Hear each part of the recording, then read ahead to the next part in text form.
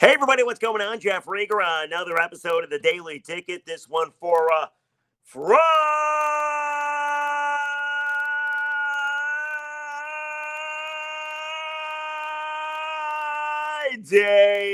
the 16th of February, 2024. Can you tell I'm happy that it's Friday? No, it's been a long week, hasn't it? It really has. I must say, though, before we get into it, how enjoyable was yesterday if you decided to watch Tiger Woods? Did you make any room for Tiger? Was it must-see TV in your household? Did you find yourself in front of your work computer or at home potentially on a snowy Thursday in February watching 48-year-old Tiger Woods? I did. Tiger's not going to win another tournament, I don't think. Tiger is 48. Tiger is 1 over for the first round of the Genesis over there at Riviera. He's never won that tournament. I don't think he's going to win this weekend. But man, was it great seeing Tiger again. It's so weird. I've gone from a Tiger hater to a Tiger lover. And I know what it is. It's because he's old. He's my age. He's 48. We're pretty much the same guy. He's a little better golfer than I am.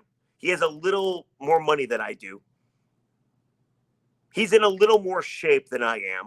Other than that, we're essentially the same dude, right? I don't think there's any question about it. However, I went from a Tiger hater because I thought he just took up way too much oxygen in the room, took up way too much attention, to now that he's 48, I root for him because I root for old guys. I'm an old guy. I root for the old guys. Like, I even rooted for Brett Favre when he was playing for the Vikings in like the NFC title game when he was like 40. I root for old people. I root for Justin Verlander because he's over 40. Anybody in their 40s, Tom Brady, that can still get it done at the major league level or the highest level ever, I root for. It's great to see Tiger. I can't wait to watch all weekend. He ain't going to win the damn thing. But it was great to see him. I mean, he's overcome so much. Some of the stuff he did to himself, no question about it, but the car wreck was awful. And to see him back on the course, he was driving the ball 325, made some big-time putts, started the round with a birdie. It was really fun to see. I'm fascinated by Tiger Woods. And judging by the gallery around him, everybody else is fascinated too. So I'm curious. If you want to hit the comment section, please feel free. Are you making time for Tiger Woods this weekend? There's no football, but there's Tiger Woods. In the meantime, I want to ask you, please, subscribe, rate, review the Daily Ticket. You guys are awesome. I love you. And trying to get as many followers and subscribers and eyeballs on the podcast and ears on the podcast as possible. I put a lot into it. I hope that you check it out. I'd be eternally grateful. Anyway, let's get on with it. Because every now and then when you're in radio, you find yourself doing something that is rather irresponsible. And you know it's irresponsible, but you decide to go with it anyway. Let me explain. So Woj and I are doing the show last night. We're on every day on the Ticket at 6 o'clock, right? And Wojo found this list of NFL free agents that Fox Sports put together. And it's the top 100. But we're really only interested in the top 1. So I decided to read the list of free agents that the Lions have. Unrestricted free agents. Graham Glasgow and Jonah Jackson and Josh Reynolds and CJ GJ. Guys like that, right? Emmanuel Mosley is another one. And then Wojo decided to read some of the free agents that are potentially out there. And the first name that he read was none other than Chris Jones. Chris Jones, best defensive tackle in football. Chris Jones played a huge part in the Chiefs winning the Super Bowl. Chris Jones held out last season, did not play in the Lions game, and then signed a one-year deal worth $25 million with the Chiefs. He's only 29. He had 10.5 sacks. He had 66 QB pressures, which was third amongst defensive tackles. Only played in 16 games, not 17, and he won All-Pro. He's a stud. He's unreal. So Wojo was listing off the free agents that are out there.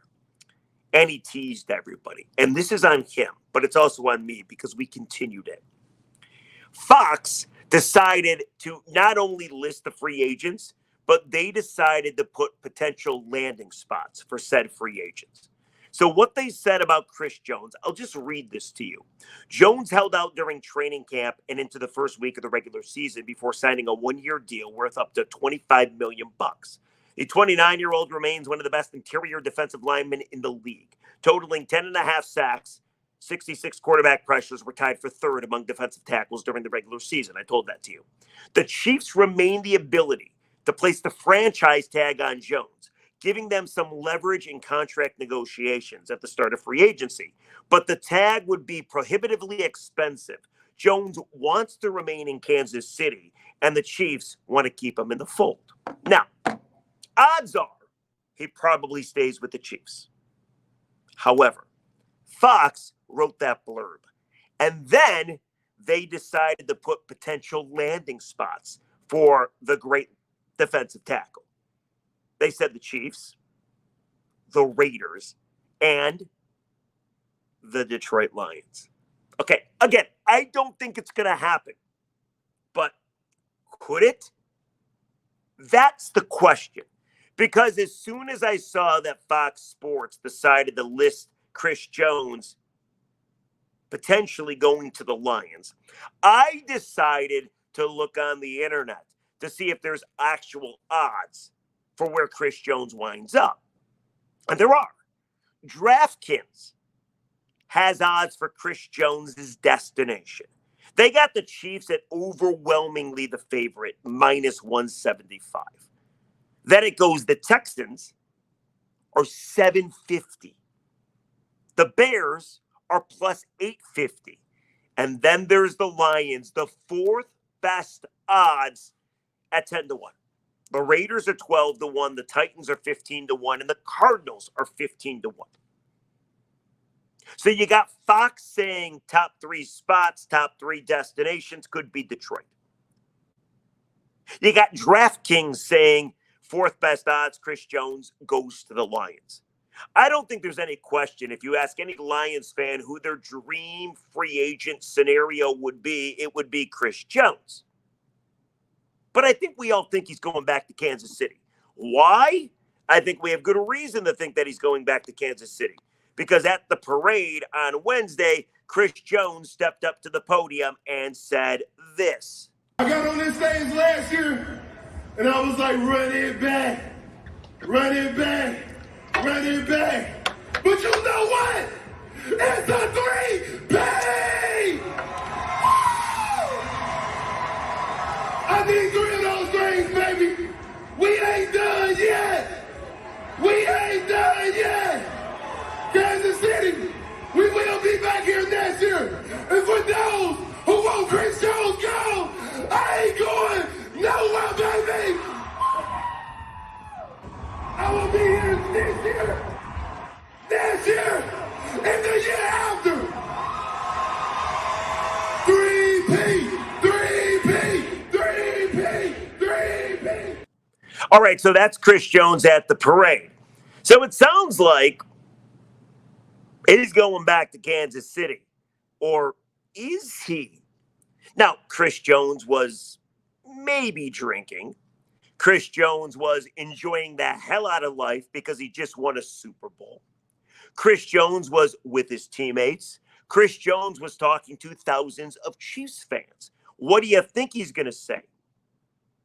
Maybe he's going back to Kansas City, or maybe he's not. Because as soon as those comments were uttered by Jones, Pro Football Talk reported that no deal is going to happen anytime soon. And that comes from a source with knowledge of the situation. Also, the agent for Chris Jones, his name is Michael Katz. After Chris Jones said what he said that we just played for you, he tweeted out, quote, "Cut them off, bartenders. Too much." And he included some laughing emojis, and he included some beer emojis. You got to ask yourself this. What does Chris Jones want to do? Does he want to become the first defensive tackle ever to have a three-peat of a Super Bowl? Maybe, probably. He's got this far with the Chiefs. Why not stick around, right? Chris Jones can stick and stay in Kansas City. He's made $100 million so far. He's rich, probably beyond anything he ever thought he would be. He could go back to the Chiefs. The Chiefs can give him a competitive deal, and away you go. Go try to win a third Super Bowl in a row. Maybe he cares about that. He could say I was the best ever. He could say I was part of the best team ever. He can say we were our dynasty. Nobody is going to disagree. Nobody's ever won back-to-back-to-back Super Bowls. Teams have tried. They've come close. It's never happened. Or at age 29, maybe Chris Jones wants to make bank. If he decides to leave Kansas City, and if he stays, he's going to take a little bit of a discount, I would assume. But if he leaves, he is going to sign the richest deal in NFL history for any defensive tackle. There's no question about that. So does he want the money because he's 29 years old? This more than likely could be his last contract. He wants security for the next, 4, 5, 6 years. He wants to play and then be done and make way more money than he already has. Or does he want to go back to Kansas City, make a ton of money, and win a third Super Bowl? I don't know. I can't speculate. I'm not Chris Jones. However, if he leaves, let's just say he leaves. Am I being irresponsible? Maybe. Am I getting your hopes up? Potentially. I don't care. Let's have a little fun. It's a Friday, right? If he leaves, wouldn't he want to go to a team that could win a Super Bowl?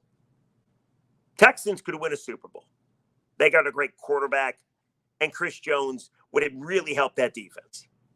The Bears ain't winning a Super Bowl. The Raiders, the Titans, the Cardinals, they ain't doing anything next year anyway. The Lions, however, 10-1 odds to land Jones. They could win a Super Bowl. In fact, Chris Jones could be the missing piece. Chris Jones could put the Lions over the top. And for all the people that worry about secondary help in Detroit, yes, Brad Holmes has to go out and improve the secondary. You know who helps the secondary? A great defensive tackle.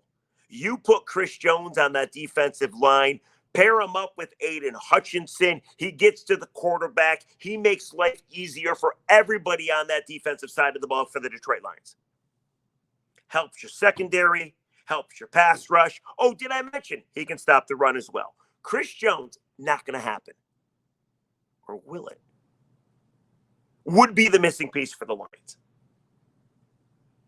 If you could acquire him, he would make you instant Super Bowl favorites, in my opinion. You were one game away already. You should have won that game. You're up by 17 at the half. I'm pretty sure you know the deal. The other thing, and again, maybe I'm a bastard for doing this. Kansas City has, in the past, been willing to move on from a star at a moment's notice. Eventually, the Chiefs, like the Lions, are going to need to save money for cornerback Trent McDuffie and defensive lineman George Karlaftis. They did move on from Tyreek Hill. Said goodbye, go to Miami. And they've won 2 Super Bowls since. Does that tell you anything? No. I understand that Brad Holmes came out to the media when he talked and said, listen, pretty much gave the message, we're not going to kill it in free agency. We're not going to go for the big guns because we, too, have to re-sign our own players eventually. But if Chris Jones, a man of that talent, is on the market, you could not pass that up. And salary caps aren't real anyway. I think we know that. Ask the Saints, ask the Rams. They're not real. You could find money to sign a Chris Jones. I understand you got to sign Goff. I understand eventually Aiden is on the books coming up. I get Amon Ra, Penei Sewell. But if you could get a game changer like that, and maybe we're living in fantasy land here, he's going to be a free agent, though. That's going to win you a Super Bowl. Here's the other thing. He wasn't happy with Kansas City before the season.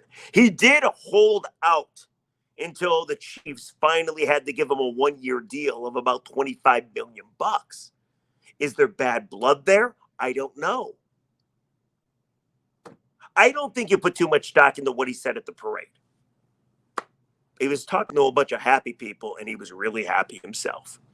So I don't know.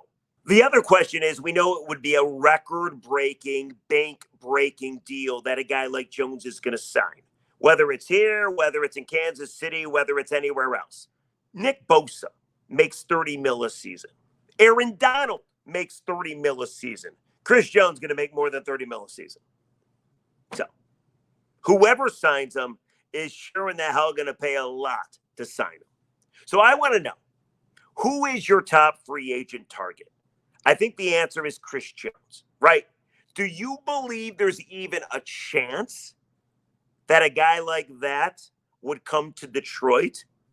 I don't think there's any guarantee he goes back to Kansas City. If the Chiefs decide to franchise him, which they could try to lock him up for one more year, that's going to be insanely expensive. You would definitely lose him the next year. Furthermore, who would you have to say goodbye to if you made sure Chris Jones was on your team? I have no idea what he's thinking. All you know is what he said at the parade, which is three-peat, I'm coming back. But if he doesn't, does Detroit get him? If Detroit got him, would you immediately think the Lions are going to win the Super Bowl? It's already Super Bowl or bust. That's what I'm told. You sign a guy like Chris Jones, and this is like no situation we've ever seen ever. He's in his prime. He's only 29, and he's the best in football at such a position of need for the Lions. So you tell me, irresponsible or just a smidge of possibility for Detroit? What do you think? Hit me with the comment section below, and I want to let you enjoy your Friday. But first, let's read some comments. My last podcast was yesterday. It was all about the embarrassment that Michigan basketball is and that Pistons basketball is, and how both the bosses of Troy Weaver and Juwan Howard have given those guys a vote of confidence. By the way, did you watch the Pistons the other night? I was watching the game against the Suns. They kicked Devin Booker out of the game. He got his second technical, so maybe you thought the Pistons had a chance. I don't know, but they sure in the hell didn't. I watched, and it was awful. In about 12 possessions, Pistons turned over the ball in 8 of them. It was like nothing I've ever seen before. That team is so awful. And Michigan's not much better. They take on Michigan State tomorrow, and they're probably going to lose at the Chrysler Center. But yesterday's podcast was about just how bad the Pistons are and Michigan basketball is, and how Ward Manuel, the AD, and Tom Gorris, the owner of the Pistons, have given their guys a vote of confidence. Let's check some comments. Jam-City says, Coach John Beilein is available to come back. He helped develop and help make 2- and 3-star prospects 5 stars and NBA League players, most of which played several years since leaving. I love that idea. I mean, there's no way it's going to happen, but I fucking love that idea. Here's another one. Keith Rubb, 1476. When is the NBA going to step in and take the team away from T-shirt Tommy? Jeff, keep on going hard on them. You're our voice. That got a response from Gary Martin, 1045.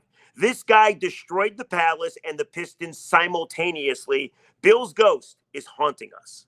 Yeah, I mean, Tom Gorris is an embarrassment. He's a disaster. I mean, listen, he has no problem spending money. That practice facility is freaking gorgeous. But he just doesn't care about winning. I think that's pretty obvious. How about one more comment?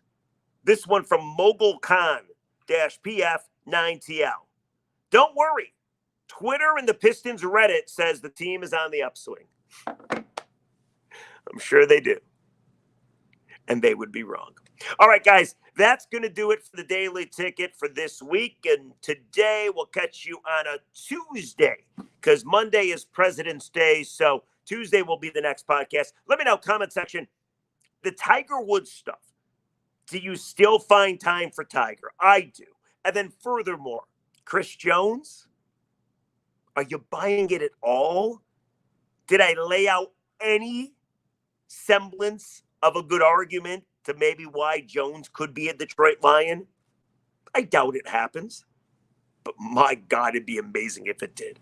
All right, guys, we'll catch you on Tuesday. Enjoy your weekend. Enjoy your Friday. Enjoy life, people. hard not to be in a good mood on a Friday, isn't it? We'll catch you on a Tuesday. See ya.